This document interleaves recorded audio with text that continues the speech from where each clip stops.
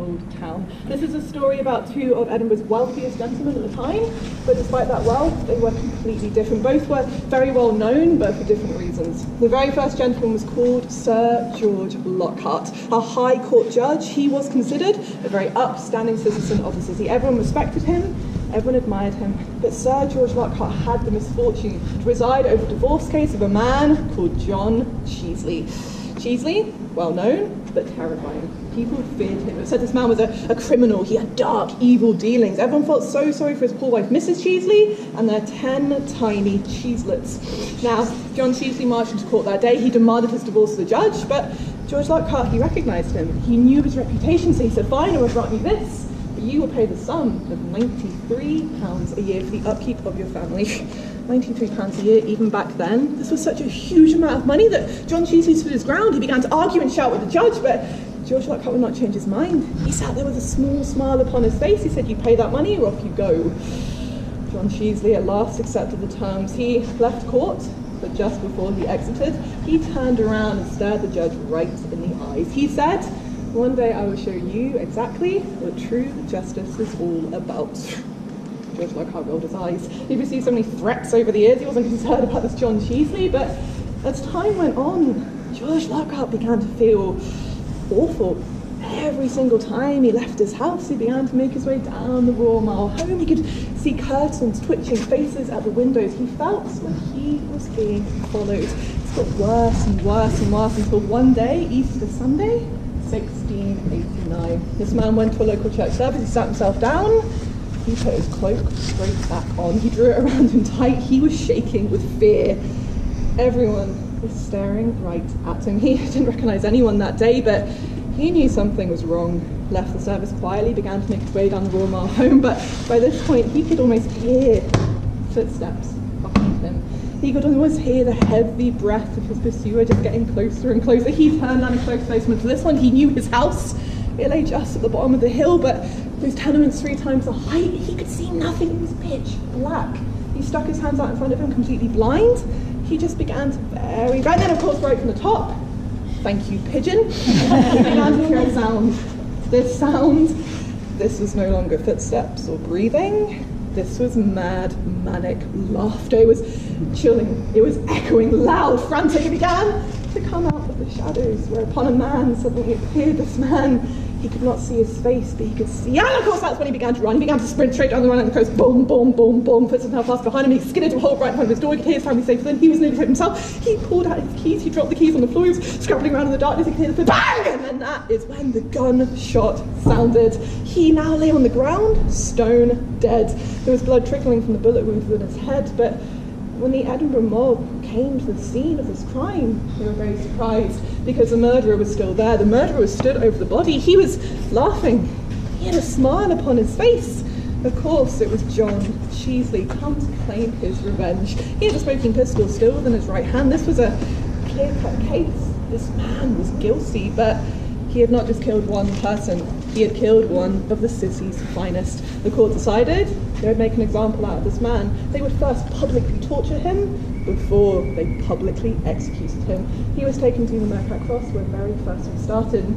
Sir, I could not help but think when I first saw you today that you do bear a startling resemblance, I think, to John Chiesley. Can I just borrow you for a very quick demonstration, if that would be okay?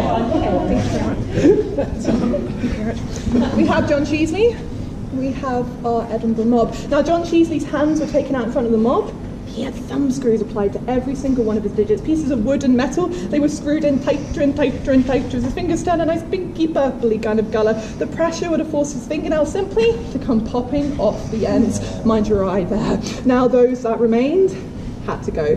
They were slowly tugged out using a pair of rusty pliers, thin, burning hot needles, and slowly inserted into the delicate flesh that lay beneath, causing what I can only hope was a horrible scream of utter agony. We're going to try that one more time. I think that could be a bit more full of agony. One more time on 3, 2, 1. We're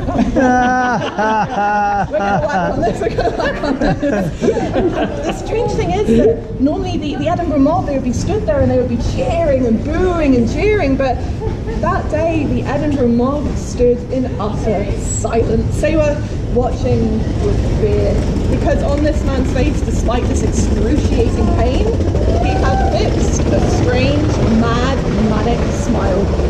Like, I think it's worth pretty excellent. I think that's pretty excellent. Now, because of the smile, torturer continues. He had planks of wood fitted around his lower leg. These planks of wood had sharp spikes on the inside. They were hammered in tighter and tighter and tighter until, but despite the pain still stretched on that man's face, that same mad, manic smile. It's pretty excellent, I think. That was amazing. Excellent work.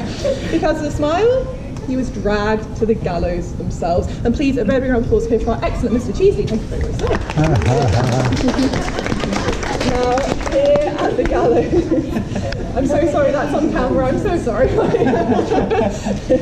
at the gallows, John Cheesley stood up in front of everyone. He had the rope placed around his neck. He had a chain placed around his neck with a pistol hanging on it. But his worst punishment? Still to come. This man's right arm was taken and it was severed just below the elbow. This arm then placed on a spike right in front of his nose. The story goes, as this man drew his last strangling breath on the hangman's noose, the last sight he would ever see of this world, it was simply of his own hand. It was just waving goodbye to him, just being blown from side to side in the Edinburgh wind. His body left to rot, to serve as a reminder to anyone who might think to harm Edinburgh's judges. But several days later, body disappeared. No one knew quite where it had gone to, but rumours began circulating about these closes. People began to speak about these closes with utter fear. They said if you had to walk down them by yourself, it would start off with just a shuffling, the sound of something being dragged up the close before you. If you were wise, you would run as fast as you could. If you were brave or perhaps more stupid and you turned around, this would not be John Cheesley running towards you. This would be John Cheesley crawling his way up the close towards you. That smile now stretched, mouth to ear, gaping wide, laughter emanating from it. And this terrifying apparition scared the people of Edinburgh for over 300 years. They wrote a lot of stories about the ghost of what they nicknamed Johnny One Arm, which I really think was an opportunity missed. Much more imagination is needed, I think. But this ghost of Johnny One Arm, it's in so many stories in the city, but it wasn't until 1965 that the stories changed. It was said that a body was discovered. A skeleton was found underneath a fireplace in Old Cottage. The skeleton had broken fingers, broken legs, missing its right arm. It had a rusted pistol and a rusted chain around its neck. This was like John Cheesley had been found at last. This body was taken, buried in consecrated grounds after over 3 centuries of the stories. No new versions ever told again. It was said that maybe at long last this man's body and soul, maybe at last they had become reunited. But I think it is my responsibility to inform you all, there is still one part of John Cheesley that has not actually yet been found. How many of you have seen The Addams Family? So I say to you all, when you have to head down one of these closes a little bit later on during your stay here in Edinburgh, if you start to feel that atmosphere begin to change, and maybe you just hear something scuttling along one of your shoulders, maybe you just feel a very, very gentle tap tap, to be wise and run. Because I am telling you, if you two turn around, you might just be greeted by the severed right arm of John Cheesley. It would just be lightly skipping along your shoulder. And that is what you do to that. And I think on that happy thought, I think it's about time that we leave the surface of Old Town of Edinburgh behind us. I think it's about time that we headed underneath the city, underneath the south road itself, down into the underground vaults. We're going to be heading a little bit further down this close, along the Cowgate and up onto Blair Street. Just before we go, we do have to give you health and safety warnings to get into the vaults, so please do listen up. To get down into the vaults today, it is by a set of original tenement staircases. Handrail left if you need it. Please do take your time, there is no rush whatsoever. Once we are down in the vaults, it's pretty much pitch black. It's lit by a couple of candles, a couple of electrical lights, but the floor can be a little bit rough and uneven at points. Please do mind your fists as you go through. Those with taller heads, please mind your heads, as some of the vaults you see these can get a little bit low, although maybe a headless ghost might make a nice addition to those already down there.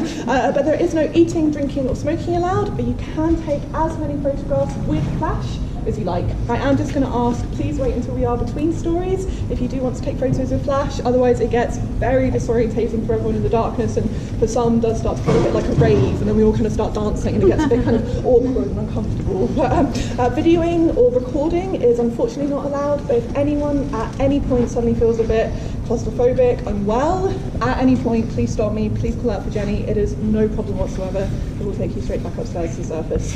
In the event that that might happen, you shall be in charge, okay? I sense you were the bravest one of us all. But I think just as a final precaution, I do need to appoint a last person. I just need them to stay at the back. So when I see that they have entered a room, I know that everyone else is through so safely. Thank you, sir, for very kindly volunteering for this important... Can I ask your name, actually, please? John. I'd like everyone to turn around and say hello to lovely John. Hello, John. Just in case, also say goodbye to John now. Just based on horror movies, last one in, back of the group, first one of us to go. My heart condition. Oh my God. Don't say that. I hope you're joking. But John, I trust you to be the best one at the last of the group. Thank you very much. And everyone, if you could just have your tickets, that would be perfect. Please follow me as we head towards the vaults themselves.